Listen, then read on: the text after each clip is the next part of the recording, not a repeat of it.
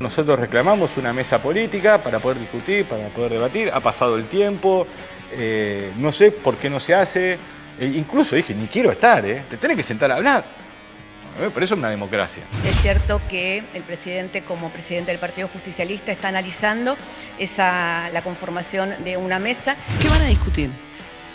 ¿Cómo va a ser la estrategia para la elección? Mi mayor problema no es que Alberto Fernández vuelva a ser presidente.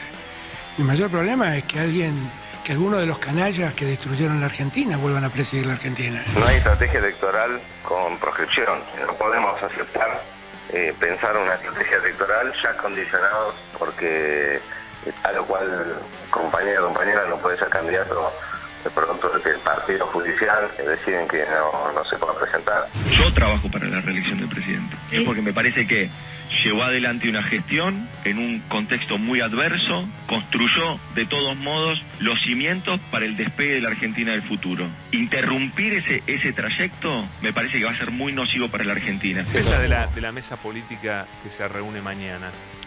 Mirá, ¿esperás algo de eso? Un viejo dirigente peronista me dijo que en el peronismo las mesas que tienen más de 5 personas no sirven para nada. No lo sé. La primera reunión quizás sirva para fijar una agenda. Yo creo que uno de esos puntos es el tema de la proscripción o el intento de proscripción política que sufre Cristina Kirchner. No se puede esconder abajo de la alfombra. Cuando uno ve, le guste o no le guste las encuestas, la dirigente política con más adhesión es Cristina. ¿Cómo se van a poner de acuerdo si no se pusieron de acuerdo en estos 3 años? Bueno, seguramente se plantearían una cantidad de temas y una cantidad de temas se estarán en la mesa de discusión. Algunos llegaremos a puntos de coincidencias, otros se seguirán debatiendo. No hay discusión en cuáles son los fundamentos y cuáles son los objetivos y las ideas fuerza dentro del peronismo, dentro del campo popular, dentro del Frente de Todos. Luego sí, conformar tanto la organización del gobierno mismo como del frente electoral y sí, requiere una estrategia. Nos parece realmente importante y una muestra muy clara de la vocación por la unidad y por el trabajo conjunto y por seguir adelante y por las coincidencias que nos unen fundamentalmente, que tienen que ver con que no vuelva a gobernar la derecha en la Argentina.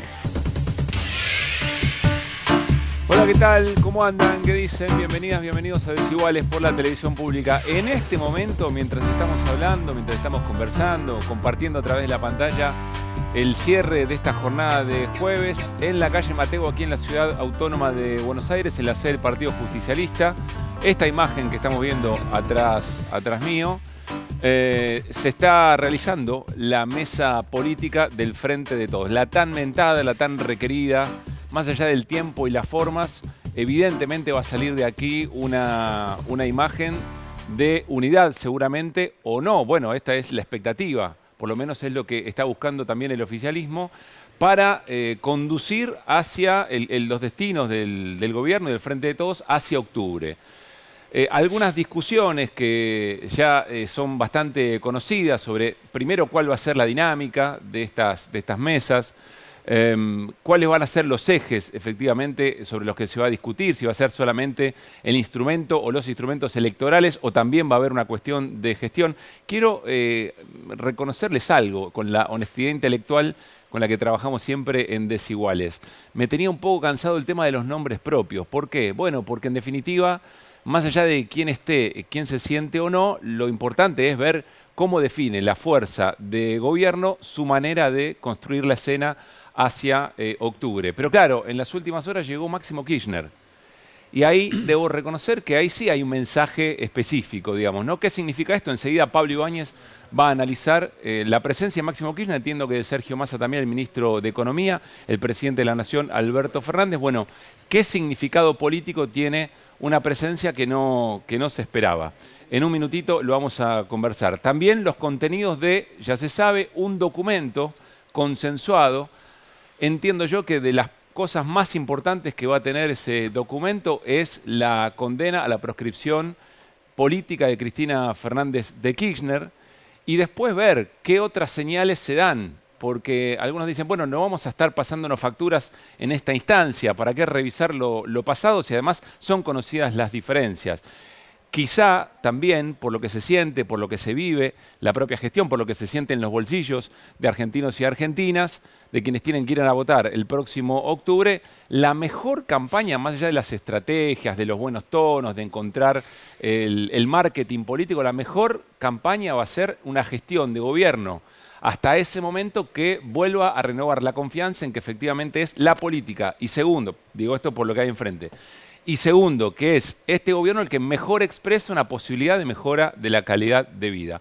De eso vamos a hablar ya mismo, insisto, con Pablo Ibáñez, y tenemos por supuesto un móvil allí en la sede del PJ con el Mono, nuestro amigo, y toda la banda. Parecía un dirigente gremial, ¿no? El Mono estaba para resolver las cosas. Muy bien, gran abrazo para todo el equipo. Está con nosotros también Rodolfo Tailade, diputado nacional, porque hoy tenemos el compromiso de contarles qué es lo que va pasando jueves a jueves con la Comisión de Juicio Político a la Corte Suprema de Justicia. Pero en un rato, Néstor Espósito nos va a contar la manifestación política de la Corte hoy mismo, en un acuerdo, se juntaron, tomaron decisiones, entre otras cosas, no tomarle juramento a Martín Doñate. La historia hay que explicarla, es un poquito compleja para entender siempre todo lo que rodea el Consejo de la Magistratura.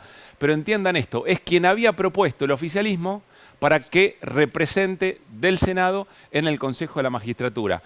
En noviembre del año pasado, la Corte había dicho no, porque hicieron una maniobra, que en realidad reacomodaron los bloques por la decisión que toma la Corte de cómo tenía que conformarse el Consejo de la Magistratura. Se renuevan los senadores y senadoras que tienen que representar en el Consejo de la Magistratura, vuelven a seleccionar a Martín Doñate y hoy la Corte Suprema dice no, dándole un mensaje evidentemente al gobierno y también a la propia comisión que está funcionando, que hoy funcionó por la mañana. Así que en un ratito con Rodolfo Tailade y con Néstor Espósito lo vamos a conversar. Me voy a la mesa, rápidamente al encuentro con Pablo Ibáñez y con Néstor Espósito. ¿Cómo andan, muchachos? ¿Todo bien? Buenas noches. Muy bien. Bueno, hoy todo varón porque tanto Flor como Lucila Trujillo están aprovechando el fin de largo y descansando.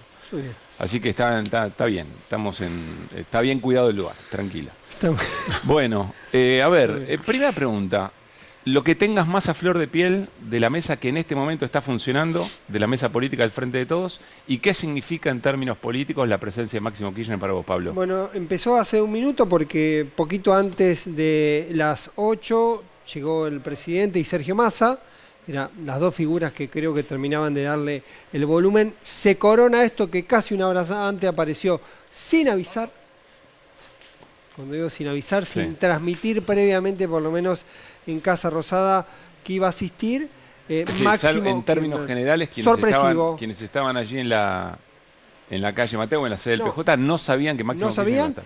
Y en Olivos, que en ese momento estaba reunido Alberto Fernández con un grupo de colaboradores, con Rossi, con Santiago Cafiero, Olmo ya había ido a la sede del PJ, se enteraron porque les avisaron, había una especie de regla escrita así a mano alzada, que era que bueno, cada espacio tenía cupos de representación y ese cupo iba a cada uno, por lo tanto no te...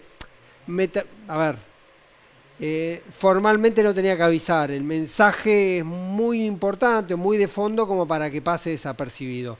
Es el gran interrogante. Pero ¿qué lectura le das a ese mensaje? Porque primero que Máximo Kirchner era uno de los que más enfáticamente pedía la mesa, segundo que él se excluyó cuando dijo prácticamente como que él dando a entender que el problema de la mesa era él decía si yo no tengo que estar yo no estoy, entonces claro, eso no se excluyó, facto, él decía no necesariamente tengo que estar yo. Bueno, de facto se dio a entender que él no tenía, que él hacía un renunciamiento a estar en la mesa de alguna manera. Y por lo tanto, se tomó como base aquel planteo y luego se empezó a discutir. De hecho, hoy se contaron los 5 representantes que iban a estar en nombre de Cristina, que no estaba Máximo y que tampoco estaba Axel Kicillof, que iba como gobernador. Más allá de esos detalles, quiero decir que es un mensaje. Yo siempre recuerdo que la última información, según el dato que yo tengo, la última conversación entre el presidente de la Nación y Máximo Kirchner, presidente del PJ bonaerense, ocurrió en enero del año pasado, poco antes del anuncio del acuerdo con el Fondo Monetario Internacional. ¿Hubo algún mensaje? O sea, hace un año y pico, año y un mes. Un año y un mes. Sí. ¿Hubo algún mensaje de texto? en particular con cuestiones casi personales, como el episodio de salud del presidente en Bali, pero quedó ahí. Yo la información que tengo que no se había retomado y que además esa relación estaba... Si decís esto, lo que vos decís es lo que va a quedar es una escena de unidad, una escena de Sí, reencuentro. Lo que uno puede imaginar a priori que es reapertura del diálogo en esa instancia. Si uno además da por hecho que Cristina no está presente y que ya había decidido no estar presente en la mesa, la presencia de Máximo como uno de los exponentes de ese espacio, digamos, me parece que acerca posiciones. Si después eso termina en una discusión en la mesa es otro tema, digamos. Sí. Por eso me detengo en la foto previa, Máximo yendo y tomando como un buen dato todos los actores del Frente de Todos que Máximo esté presente en la reunión. Bien. Por la información que tenés, Pablo, ¿qué es lo que se va a discutir y lo que no?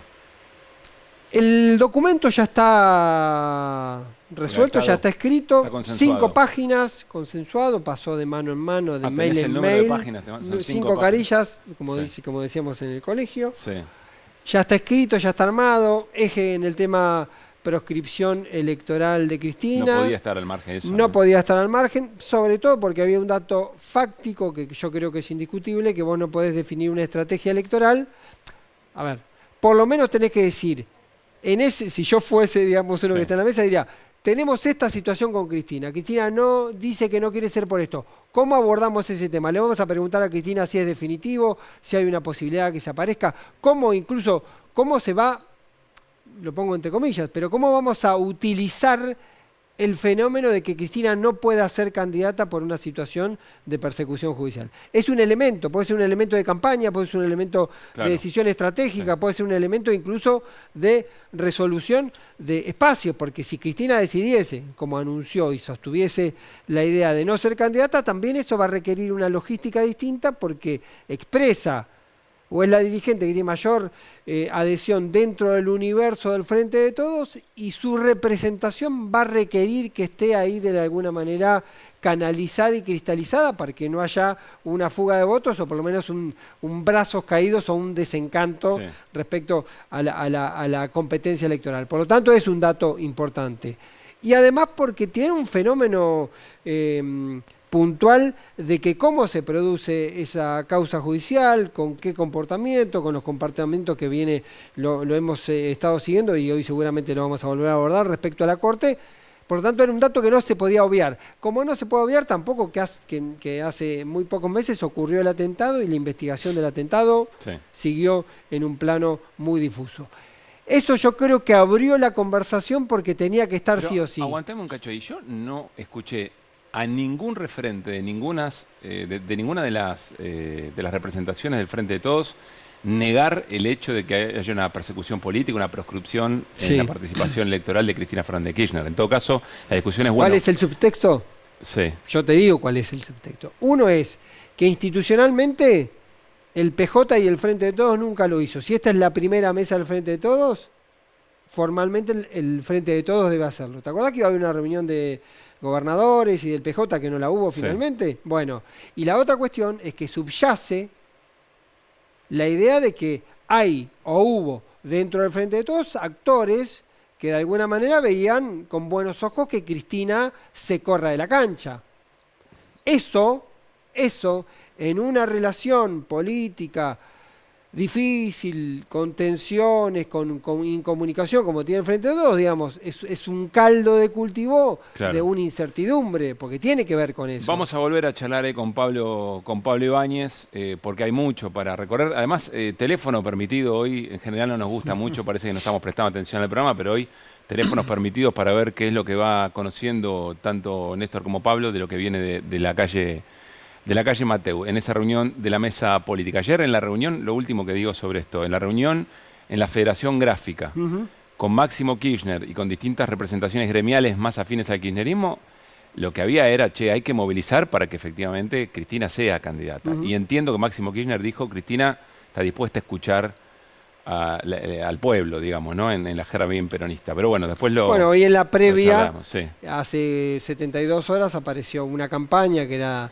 de la agrupación, que es una sumatoria de agrupaciones, La Patria es el otro, Sí. que tiene como coordinador al Cuervo Larroque, o que por lo menos es como la cara más visible, y también había pintada en torno... Proscripción un carajo. Exactamente, había fichería con ese mensaje en torno a Mateu 130. Bien, ya volvemos. Nos vamos a charlar con Rodolfo Tailade, diputado nacional. Hoy, nuevamente, como cada jueves, cuarto jueves de reunión de la Comisión de Juicio Político a la Corte. Este es un breve resumen y charlamos con el diputado. El propósito de esta reunión, conforme surge de la citación de la convocatoria, es avanzar en el cronograma de producción de prueba, dado que esta comisión ya ha resuelto declarar la admisibilidad en la reunión pasada, es decir, abrir la causa a investigación. La comisión no tiene atribuciones ni facultades para requerir intercepciones telefónicas o entrecruzamientos de llamadas. La vocación de nuestro bloque es que todo aquello que efectivamente ayude a dilucidar los hechos que estamos investigando en función de lo que decidimos el jueves pasado, lo podamos hacer. Así que, lejos de cualquier situación, nosotros no somos ni fiscales, porque no es esta etapa, nosotros estamos en una etapa de investigación de un juicio político potencial. Convoquemos a esta comisión al presidente de la Nación, que es quien decidió, seguramente con sus propias razones, que se inicie este intento de juicio político. De ya planteo que los señores Robles y D'Alessandro no pueden ser citados a declarar como testigos. Porque además si los citamos, lo único que van a hacer va a ser sentarse acá y decir me niego a declarar porque esto me puede afectar, puede constituir una declaración contra mí mismo. Que lo digan ellos, diputado Tonelli. Que lo digan ellos, que vengan acá y que digan estoy imputado, no puedo decir. ¿Por qué aparece usted como defensor o López como defensor? Si viene D'Alessandro y viene Robles y quieren declarar, ¿qué va a pasar? ¿Ustedes se van a oponer? Algunas personas que tienen causas penales que por más que estén archivadas no están sobreseídas. Entonces, sin ser abogado defensor de nadie, tenemos que cuidar la legalidad del proceso. Han sostenido que la causa que está vinculada a los chats está cerrada o archivada. Bueno, si está archivada, entonces ¿por qué no pueden venir D'Alessandro y... no están sobreseídos? Ustedes ya saben de antemano, entonces, que no van a venir, ¿no? Digo, bueno. Bien, picante, interesante. Quiero decirles que en Desiguales tenemos el firme compromiso de contarles jueves a jueves las alternativas a estas reuniones. Se está llevando a juicio político a la Corte Suprema de Justicia, en el contexto del condicionamiento a la democracia que se viene denunciando en la Argentina y en la región. Por eso nos parece tan importante. Gracias, Rodolfo, por estar aquí. No, ¿por qué? A ver, ¿qué puedes traducirnos o contarnos de lo que recién vimos en pantallazos? Mira, la reunión de hoy giró fundamentalmente en torno a las medidas de prueba que cada bloque presentó después de la sesión del jueves pasado, en donde se declararon admisibles los expedientes. Cada bloque hizo una presentación de pruebas, nosotros hicimos la nuestra.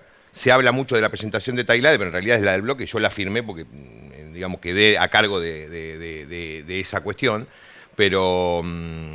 Y así hizo lo mismo la coalición cívica, la diputada Ocaña también presentó prueba y hoy se consideró toda esa prueba.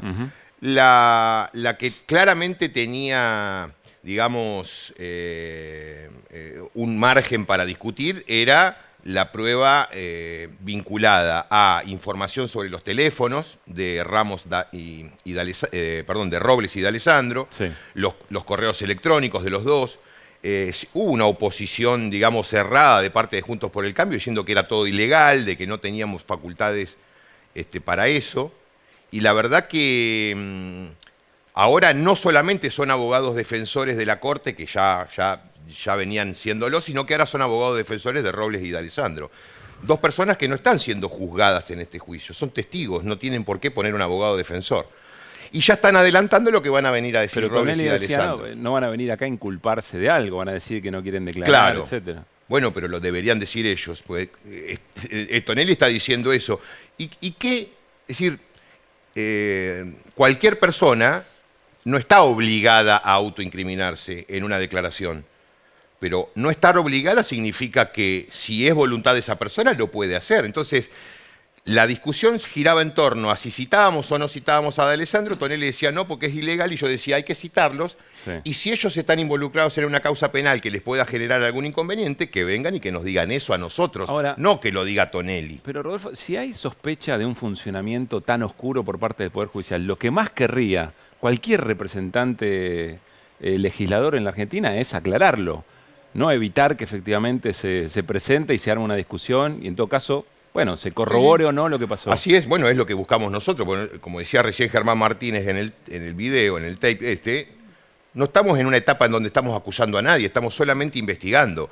Juntos por el Cambio se negó cerradamente a investigar. Directamente acá no hay que abrir ninguna investigación, no hay que hacer absolutamente nada, cosa que me parece poco saludable, digamos, ¿no? Para frente a acusaciones tan graves, lo que me parece debería hacer la oposición es investigar a fondo para desmentir esas acusaciones. Pero acá no se quiere abrir absolutamente la investigación a nada, de hecho esa fue la posición de ellos en la semana pasada, y ahora tampoco se quiere hacer prueba, digamos, es decir, nos pretenden que el Congreso de la Nación no tiene facultades para citar a un testigo. ¿Desde cuándo? O sea, se dice que el Congreso de la Nación no tiene facultades para requerir informes. Por ejemplo, la DAJUDECO, que es la oficina de la Corte, además, en donde se hacen las interceptaciones telefónicas. Y nosotros no estamos pidiendo ninguna interceptación telefónica, no estamos pidiéndole que secuestren contenidos de mensajes. Estamos diciendo... Ustedes quieren ver las llamadas cruzadas, recibidas y hechas por D'Alessandro, Robles y Torello. ¿Pero eso qué podría decir? Bueno, muchas cosas. Primero, una relación de amistad entre Robles y D'Alessandro que es negada por Rosati, razón por la cual en su momento rechazó la recusación que presentó Zanini. Acá hay que acordarse de esto. Zanini, en representación del Estado como procurador del Tesoro, recusó a Horacio Rosati en septiembre, en el caso coparticipación. Sí. ¿Por qué lo recusó? Porque llegaron de la mano Robles y D'Alessandro al cumpleaños de un fiscal, Ignacio Maíquez. A partir de ahí, Zanini dice, acá hay una íntima amistad entre el jefe de la vocalía de Rosati y el ministro que va a recibir los fondos si la Corte falla a favor del gobierno de la ciudad. Cercanía que después se comprueban eventualmente con Rosati, exactamente, con los chats. Rosati rechaza esta recusación, 3 meses después se confirma todo con los chats. Entonces,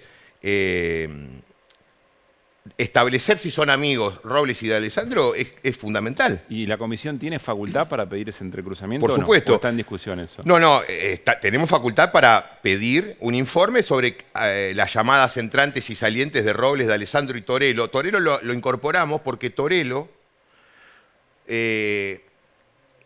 a partir de algunas crónicas periodísticas de la época, sobre todo del fallecido Julio Blanc de Jorge Lanata, José María Torello, hoy senador nacional, fue el que negoció el fallo del 2x1. Es decir, el fallo del 2x1 se construye a partir de una negociación a varias bandas con Pepín Rodríguez Simón y José María Torello. Y de este lado, Carlos Rosenkrantz. Fundamentalmente, Rosenkrantz y Rosati. Entonces, que venga Torello también a declarar si es verdad lo que dijo Julio Blanc, que no solo lo dijo Julio Blanc, sino también lo dijo su esposa o su viuda, Silvana Boschi, también hizo un libro en donde cuenta estas cosas. Entonces, todo esto, por supuesto que es imprescindible averiguarlo. Hoy hubo un cuestionamiento, no podemos averiguar las amistades. ¿Cómo que no? Lo que pasa es que lo dijo Karina Banfi, que no es abogada. Pero cualquier abogado sabe que si yo voy a un juicio y el juez es amigo de la otra parte o del abogado de la otra parte, yo tengo el derecho a recusarlo. Imagínate si jugaran al fútbol juntos. Bueno, olvídate, o al padre o a... Por suerte no pasa eso, digamos, ¿no? Y por ahora no tenemos información de que haya pasado. Pero en definitiva se discute las posibilidades que tiene la comisión de probar hechos. Y probar hechos hay que hacer medidas, y hay que hacer oficios, y hay que convocar a testigos. Bueno, ellos evidentemente no quieren absolutamente ninguna medida de prueba que les desestabilice la estrategia que tienen de que prácticamente nosotros no investiguemos nada. En conclusión, ¿qué es lo que se definió hoy? Es decir, ¿qué se decidió hoy en la comisión que determina el modo en que sigue? Se decidieron dos cosas. Por un lado, se aprobó toda la prueba que presentamos desde el bloque y desde los otros bloques. Entre ellos, las citaciones, los requerimientos a la DAJUDECO para el informe sobre las llamadas telefónicas. Se aprobaron innumerables medidas para cada uno de los hechos, ¿no? Sí. Y la segunda cuestión que se aprobó fue el listado de testigos de la semana que viene, el jueves 23. Y en ese sentido...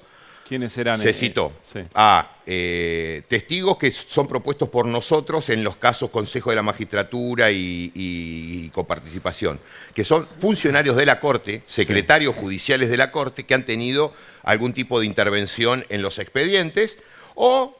No Robles no. No, Robles todavía no. Robles seguramente ha tenido contacto con las personas que vamos a citar, así que seguramente alguna pregunta vinculada a eso. ¿Están obligadas a decir verdad estas personas? Por supuesto, sí. es una carga pública, prestan juramento de decir verdad, no pueden negarse a concurrir, salvo una justificación. ¿Y si lo hicieran, si no van? Fuerza pública, traslado por la fuerza pública. ¿Pueden negarse a hablar? Con una justificación. Por ejemplo, la única justificación que a mí se me ocurre es: yo no puedo responder esa pregunta porque me están investigando en una causa penal por hechos parecidos y por lo tanto no quiero incriminarme. Que es lo que adelantó hoy Pablo Tonelli, que va a decir Marcelo D'Alessandro y lo que va a decir Robles también. Pero al final, viste, están batiendo el parche con la causa de Ramos Stornelli, que ya está cerrada, que se declaró inválido en los chats, y resulta que no quieren que vengan a declarar porque están imputados. ¿O está archivada o Entonces, no? Vamos a discutir sobre eso. Y después incorporamos una muy interesante, dos interesantes citaciones que fueron propuestas por Leopoldo Moró en el bloque, y yo fui el encargado de hacer la propuesta en la comisión, que tiene que ver con la citación para el jueves que viene de dos jueces federales: Sebastián Ramos, que dijo que los chats eran inválidos, y Alejo Ramos Padilla, que dijo lo contrario. No solamente que dijo que acá había asuntos de interés público que había que investigar, sino que también dijo que el trámite que le imprimió Ramos a la causa fue sumamente irregular. 24 horas, ¿no? Y yo ya lo dije la otra vez acá: violación del juez natural en esa causa, con intervención del camarista Bruglia, entre otras cosas. Pero bueno, vamos a llamar a los jueces porque ahí hay un estrépito entre dos sentencias claramente contradictorias. Bien.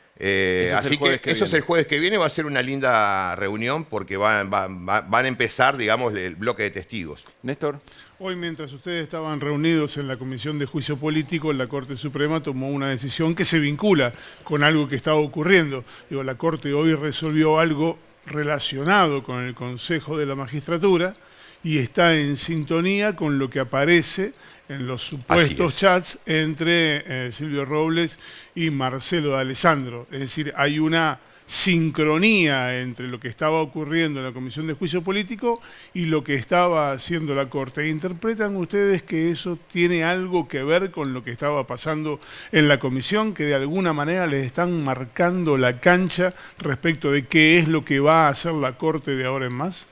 Sí, a ver, dos cosas. Yo no tenía ninguna duda que van a fallar así y van a seguir fallando así. Pero claramente es un mensaje que en el medio de la discusión, del debate en la Comisión de Juicio Político, esta gente, los cuatro, en este caso los tres, porque Lorenzetti no firmó la acordada de hoy, estos tres ministros de la Corte claramente insisten con una posición absolutamente intolerable desde una perspectiva democrática, digamos, ¿no? Permanentemente llevar las cosas al límite. Le propongo como para que se entienda de qué estamos hablando. En los chats que se filtraron, los presuntos chats que se filtraron entre Robles y D'Alessandro, Robles le decía, cuando fue designado Martín Doñate, le daba un abanico de posibilidades jurídicas que podía plantear el gobierno de la Ciudad de Buenos Aires, Juntos por el Cambio, la representación política, para neutralizar esa designación. Se lo decía el secretario del presidente de la Corte a un funcionario de un gobierno de signo político al que pertenece el senador Luis Juez. Eso mismo que le proponía, finalmente hoy la Corte, por una vía diferente, terminó tomando esa decisión. Sí, no sé si tan diferente, pero yo diría, Néstor, que todo lo que le propuso Robles o le sugirió, recomendó, ordenó Robles a D'Alessandro con respecto a la estrategia judicial, política y comunicacional de Juntos por el Cambio con relación al Consejo de la Magistratura se cumplió al pie de la letra de lo que le dijo Robles en ese chat. Siguieron, no dieron quórum, cuestionaron el llamado, digamos, la convocatoria a la sesión, judicializaron de la forma en que lo sugería la Corte, efectivamente para que terminara, o todavía no terminó porque no está resuelto lo de juez, digamos, ¿no? Desecharon lo de Doñate, pero todavía no resolvieron lo de juez. Quiero decir esto, corríjame si me equivoco, muy técnico, pero lo que está en juego es un asiento, una representación del Consejo de la Magistratura, si no es Doñate, quién será, pero que marca la diferencia de mayorías y minorías en el órgano que elige y sanciona jueces. Sí, es un número, está en discusión, hoy la única banca que está en discusión es la de Martín Doñate, que es el legítimo representante del bloque Unidad Ciudadana, o la de Luis Juez, que es el que propuso propuesta republicana en el Senado. Esa es la discusión. El bloque Unidad Ciudadana es el tercer bloque en número de miembros en el Senado y por lo tanto le corresponde un senador. Y vos fijate, Néstor, hablo con vos que seguís estos temas, que una de las razones para decir que Doñate no va a asumir, no le van a tomar juramento, tiene que ver con que la Corte considera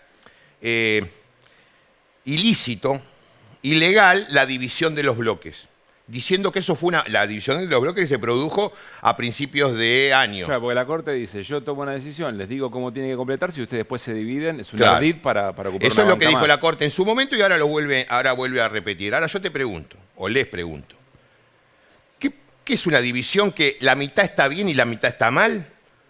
Es una división que en parte es ilícita, pero en parte no, porque esa división del Frente de Todos terminó con el bloque Nacional y Popular por un lado y con Unidad Ciudadana por otro. Claro, está Pilati y Vergara que sí le van a tomar. Mariano Recalde y Pilati Vergara integran el bloque Nacional y Popular y la Corte aceptó tomarles el juramento. ¿Pero cómo puede ser? Que Es son una división. producto de la misma división del bloque. Es la división. Claro. Es la división. Entonces, ¿qué es? ¿Es parcialmente ilícita?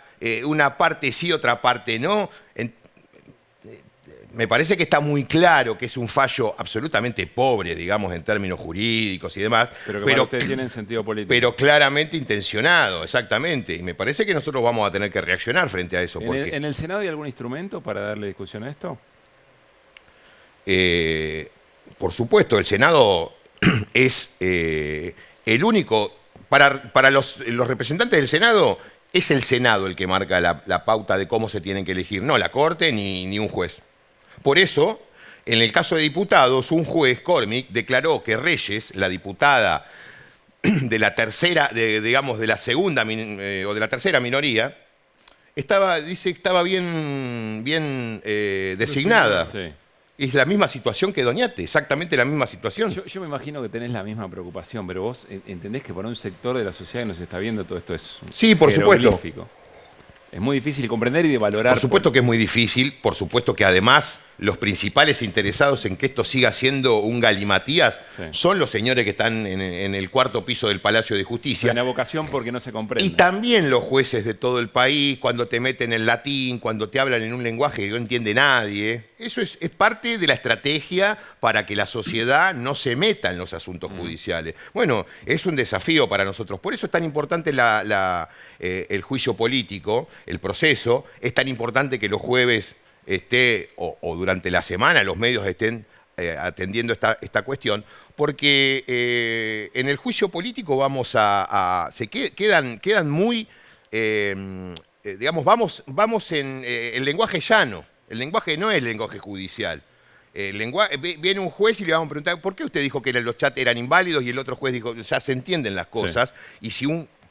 Y si un ciudadano o ciudadana mira en vivo y en directo estas respuestas, me parece que las cosas le entran más si tenemos que analizar acordadas, fallos, jurisprudencia, que efectivamente es para poco. Otra cosa recién, que... Sí, perdóname, recién decía que había una serie de medidas de prueba, citación de secretarios de Corte, Ramos Padilla, Ramos, que había resuelto básicamente por mayoría el bloque de Frente de Todos.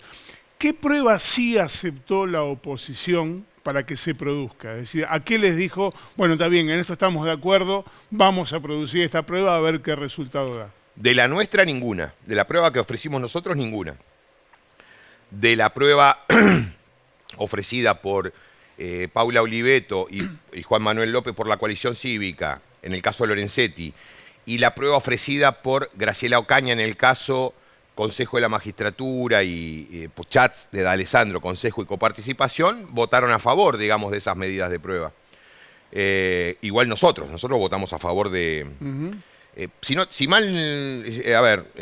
no todos, si mal no recuerdo, somos 16, 18 votos tuvo la propuesta de Oliveto y 22 votos tuvo la propuesta de Ocaña. Pero no son las medidas nuestras. Las medidas nuestras no fueron acompañadas por ningún diputado de la oposición. Aún las que no generan polémicas ¿no? de violación de garantías, como es lo que se estuvo diciendo, ¿no? En algún momento se mencionó la posibilidad de que el pedido de juicio político de Ricardo Lorenzetti fuera el único que avanzara, sobre todo por este apoyo que tiene la coalición cívica, este impulso que tiene la coalición cívica. Y en algún momento algún integrante del oficialismo supuso que si avanzaba el juicio político de Lorenzetti, más tarde o más temprano iba a terminar arrastrando al resto a que los 4 fueran sometidos a juicio político. ¿Existe la posibilidad de ese escenario? Bueno, ese es un escenario que puede darse al final del camino, al final de la investigación. La verdad que no sabemos hoy qué pruebas vamos a juntar respecto de cada uno de los ministros. Hay que recordar que los dictámenes de acusación que se elaboran eventualmente al final de la etapa de prueba es por ministro, no es por caso, no es por hecho, es por ministro. Así que vamos a ver cómo se desarrolla eso. A mí me parece que la acusación de la coalición cívica contra Ricardo Lorenzetti de ninguna manera deja fuera a los otros miembros de la Corte. Las acusaciones, salvo las cuestiones personales, ¿no? De su patrimonio, de que tiene una pyme, una cooperativa que cambia cheque con la AFA. Bueno, qué sé yo, cosas personales de Lorenzetti. Ahora, después hay un montón de cuestiones que son institucionales. Obra social, distintos fallos, Consejo de la Magistratura, manejo económico de los fondos de la Corte. A la Corte como es un cuerpo colegiado, claramente. Y desde que se fue Lorenzetti, fíjense lo que se ha transformado, este lugar, la Corte Suprema, que debería ser la cúspide de la institucionalidad y sin embargo es un chiquero. Ricardo Lorenzetti, como presidente de la Corte, y Néstor lo sabe bien, durante 10 años, 12 años fue presidente de la Corte, mano de hierro, a sola firma manejó todos los asuntos de la Corte, salvo los fallos jurisdiccionales. Hacía lo que quería con su lapicera, todo lo que quería. Lo desplazaron, se produce el golpe de Palacio, donde queda Carlos Rosenkrantz, acompañado por los otros ministros, para ser elegido presidente. Y lo primero que hace Rosati, genera una rosca entre los otros, salvo Rosenkrantz, para cambiar el modo de funcionamiento de la presidencia. Y a partir de ese momento... Que ya no sea solo el presidente... Sean los 4, los 5. Los 5 en ese momento eran los 5, después fueron los 4. Sí. Con lo cual, nadie puede decir que de 2016 para acá, o mejor dicho, del 17 para acá, que es donde es elegido Carlos Rosenkrantz y se modifican estos criterios de intervención, nadie puede decir que era únicamente un juez el que manejaba las cosas. Claro. Entonces, y vos fíjate, Pablo, que el pedido de ampliación de prueba que hace López y Oliveto, ayer presentaron un pedido de ampliación de prueba pidiendo 20 o 30 acordadas, todas firmadas por Lorenzetti. Pero no piden las acordadas de esos mismos temas que están firmadas por todos, no solamente por Lorenzetti. Y ahí te da la pauta que ellos sí están manejando estas cosas. No, el mismo hecho que debería imputarse a todos, se lo imputan solamente a Lorenzetti. Yo sé que en política no alcanza con tener razón, es una frase muy, muy conocida, pero ni de casualidad pasa, ¿no? Que, por ejemplo, alguien escuche y en función de un argumento o en función de un elemento de prueba diga, yo entré acá pensando una cosa, pero la verdad ahora que veo esto, me parece que tienen razón. Eso no, es una ingenuidad, ¿no? Sí, digamos que sí. Hoy sí. Pero tampoco lo descarto. O sea, son posiciones tomadas que hacen del proceso En realidad el proceso es para que la ciudadanía observe... Justamente, pero la investigación es para que todos tomemos partido. No para que sirva para consolidar una posición tomada de antemano. Sí. La investigación es para eso. Y probablemente yo, al final del camino, por ejemplo, no voy a votar muchos cargos que están que les están atribuyendo a distintos ministros de la Corte. Probablemente hay expedientes iniciados por ciudadanos, por particulares, sí, que a mí no me parece... Bueno, vamos a ver de la investigación, pero en principio yo tengo, digamos, mis reparos, con lo cual yo estoy abierto a que la investigación me nutra de argumentos para ir en un sentido o en otro. Rodolfo, otra cosa me parece difícil de naturalizar. Mientras todo esto, el Congreso sigue totalmente paralizado. Sí, sigue paralizado. Seguimos siendo víctimas del chantaje de Juntos por el Cambio, que hoy tuvieron el tupé de señalar en la Comisión de Juicio Político: esto no le importa a la sociedad, nosotros tendríamos que estar en la comisión de al lado discutiendo el narcotráfico, discutiendo cosas. ¿Pero qué van a discutir si están cerradas? Todos los ámbitos de discusión en el Congreso están cerrados porque esta gente no le da quórum a nadie. Entonces, una gran farsa. No hay nada formal que indique que mientras se discute eso no se pueden discutir el resto de los temas. Bueno, por supuesto que no, por supuesto que no. Pero además, ¿desde cuándo? Nunca pasó en el Congreso, no, si vos no sacás este nivel de chantaje. Sí. Por supuesto que hay negociaciones. Ahora, paralizar el Congreso por esto es inédito. Y además, otra cosa más, es tan farsa todo, tan farsesco, que ahora el chantaje es por el juicio político de la Corte, pero hace 3 meses era el Consejo de la Magistratura. Estos chantas nos decían si no resuelven bien lo del Consejo, y lo tienen paralizado desde ese momento, cuando el juicio de la Corte no existía. Y resulta que nos dimos cuenta después que toda esa posición de chantaje por el Consejo de la Magistratura tenía origen en los chats de Robles y de Alessandro. Entonces, la verdad que es insostenible esa posición. Ahora, tengo entendido que Germán Martínez está intentando construir una sesión para dentro de la semana, no sé si la semana que viene o la otra. Y bueno, y en ese sentido creo que tiene algunas alternativas plausibles, digamos, que, bueno, vamos a ver cómo se... Pero la verdad que la moratoria, yo no sé cómo van a volver a sus provincias los diputados que no quieren dar quórum para tratar la moratoria, con casi 1 millón de argentinos que se van a jubilar este año y no van a poder por culpa de ellos. En otra charla nos dijiste que los tiempos pueden ser laxos, que eventualmente eso no es relevante. Ahora te pregunto, ¿este proceso puede jugar un rol importante en el camino electoral? No lo sé, no lo sé. No es nuestro objetivo. ¿Hay vocación? ¿No es ese objetivo? No, al contrario. Porque la oposición dice que están haciendo un circo. Que todo no veo cuál pueda ser nuestro rédito electoral, digamos, directo. La verdad que no lo veo. Me parece que... En un sector de la sociedad más bien lo contrario, de hecho, ¿no? Probablemente en los sectores que votan a la derecha y demás, seguramente. Ahora, nosotros no podemos ponernos lo electoral como un factor a tener en cuenta acá. Primero porque no tiene nada que ver, y segundo porque... Nosotros estamos buscando otra cosa, estamos buscando que la sociedad advierta qué tipo de poder judicial tenemos, a qué intereses están representando los jueces de la Corte, que hoy quedaron bastante claros en estos últimos días con solicitadas firmadas por los 500 empresarios más importantes del país, la mayoría de los cuales tuvo fallos favorables en la Corte en los últimos años. Entonces, ese es el poder... Algunos clientes de Rosenkrantz. Varios clientes de Rosenkrantz. Los clientes de Rosenkrantz van a formar parte de la investigación. Es una imputación que le estamos haciendo a Rosenkrantz, ¿no? Haber fallado en causas en donde estaban sus clientes. Pablo. Sí, tomo lo de la Corte, diputado, y hago un link con lo de la reunión del PJ y el planteo de la proscripción. Técnicamente, te lo pregunto, pero sé que es una definición de naturaleza política.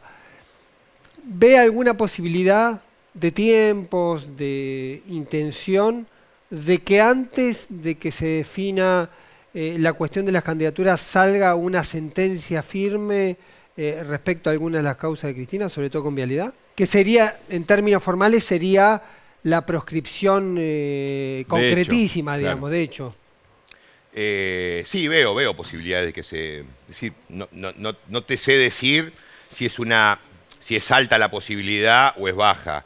Sí. Pero con el Poder Judicial actual no tengo ninguna duda que son capaces de cualquier cosa, Esta Corte, el año pasado, en una suerte de réplica de los platos voladores, se posó sobre la ciudad de Paraná y en el Juzgado Federal de Paraná del doctor Alonso abdujo una causa en donde el juez Alonso decía que el Congreso no designara representantes en el Consejo de la Magistratura hasta tanto resolviera él una medida cautelar que había pedido un diputado de nuestro bloque. Esa abducción que hace la Corte le sacó la causa directamente y mandó al juez al Consejo de la Magistratura, se hizo sin ningún recurso de nada, usando solamente el poder que tiene la Corte en términos de superintendencia sobre los juzgados federales de todo el país. Y hoy esa sentencia de Alonso está derogada por un fallo de la Corte, absolutamente trucho, delictivo. Por lo tanto, no tengo ninguna duda que son capaces de generar la cosa juzgada en materia de proscripción de Cristina en 10 minutos si hace falta. Sí, el escenario de cualquier manera no parece ser ese, no parece que vaya a haber una confirmación definitiva por parte de la Corte de la causa de vialidad, sino más bien la reapertura de otras causas que fueron cerradas en los últimos años. También. Por ejemplo, memorando con Irán. Exactamente, es parte de la estrategia de desgaste, de desmedilamiento de la expresidenta. Pero yo creo que no parece ser el escenario probable, Néstor, porque Cristina está hoy fuera de las posibles candidaturas. Pero bueno, vamos a ver, si la mesa política, no sé, termina proponiendo a Cristina presidenta, bueno, quiero ver si ese escenario no tan posible sigue siendo así. Como militante político, Rodolfo, lo último, ¿qué esperás de la mesa que se está desarrollando ahora? Mirá, no me animaría a meterme en unas cuestiones que tengo compañeros, ¿no?, que nos están representando muy bien. Yo aspiro a que la mesa... Como militante, te pregunté. Por eso, yo aspiro a que la mesa, por lo pronto, toque dos temas. Que haya un posicionamiento claro respecto de la proscripción de Cristina, de la situación actual de la vicepresidenta, y que se discuta aspectos de la gestión. Lo electoral, si bien la mesa fue convocada con supuestamente esa idea de la estrategia electoral, la verdad que no hay estrategia electoral posible si no hay un acuerdo en la gestión de gobierno. ¿Gestión que revise para atrás y vuelvan a ponerse facturas arriba de la mesa? ¿O te referís para adelante? Me parece que eso no tiene demasiado sentido, o en todo caso se puede discutir, pero no tiene que ser lo más importante para los militantes. Para los militantes tiene que haber un horizonte. Ese horizonte tiene que decir, che, vamos a ir a la elección con este marco de gestión. Logramos mejorar esto, logramos incrementar el poder adquisitivo del salario, aunque queden pocos meses para las PASO, queden pocos meses. Todo en ese sentido es poco para revertir una situación, sobre todo de los asalariados, que claramente es de angustia. Rodolfo, gracias bueno, por haber venido. Gracias a ustedes. Bueno, nos vamos al corte y al regresar algo más de lo que está pasando ahora en la mesa política del Frente de Todos, ya para cerrar Desiguales.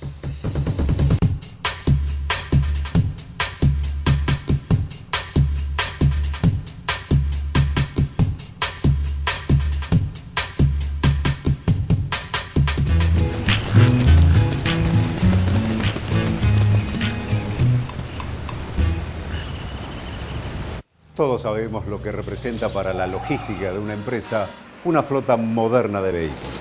Por eso, a la hora de renovar el parque automotor, piense en el especialista. Adrián Mercado, líder en subastas industriales. Festival País 2023, Entre Ríos.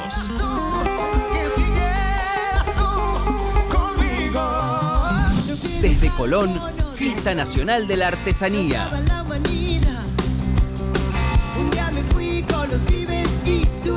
Jueves, desde las 21. Festival País 2023. Más federal que nunca. Televisión pública. ¿Protección antitranspirante o cuidado de la piel? Ambas. Nuevo antitranspirante DAV, con un cuarto de crema humectante, ahora enriquecido con óleo de origen natural, que ayuda a restaurar los nutrientes de la piel. DAV, 48 horas de protección sin dañar tu piel. Llevamos 23 meses de crecimiento del empleo privado formal. Y detrás de ese dato, hay miles de argentinas y argentinos que pueden progresar. Primero la gente. Ministerio de Economía, Argentina Presidencia. ¿Sos auténtica en tu estilo? Y sabes cómo expresarlo.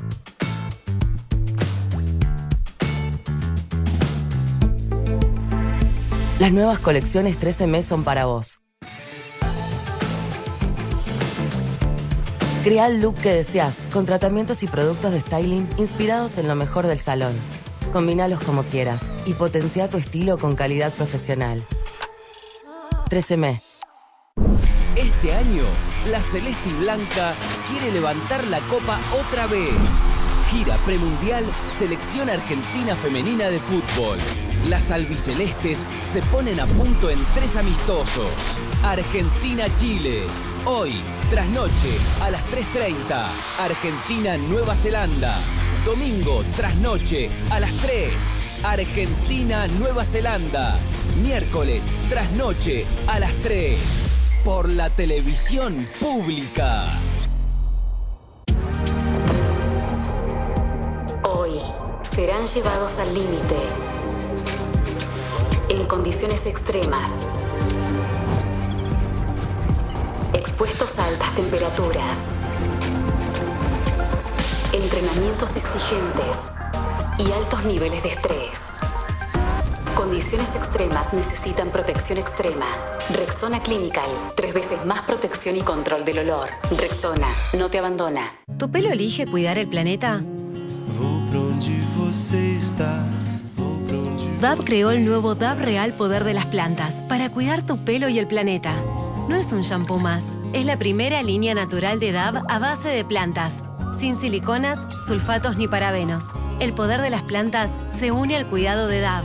Ahora podemos tener un pelo brillante, fuerte y nutrido como el mundo que queremos. Nuevo DAV Real Poder de las Plantas. Cuida tu pelo y el planeta. Adrián Mercado presenta su nuevo sistema de subastas online. Desarrollamos un sistema más rápido, más fácil, que te permite participar desde cualquier lugar del país. Si querés que tu empresa crezca, elegí Adrián Mercado.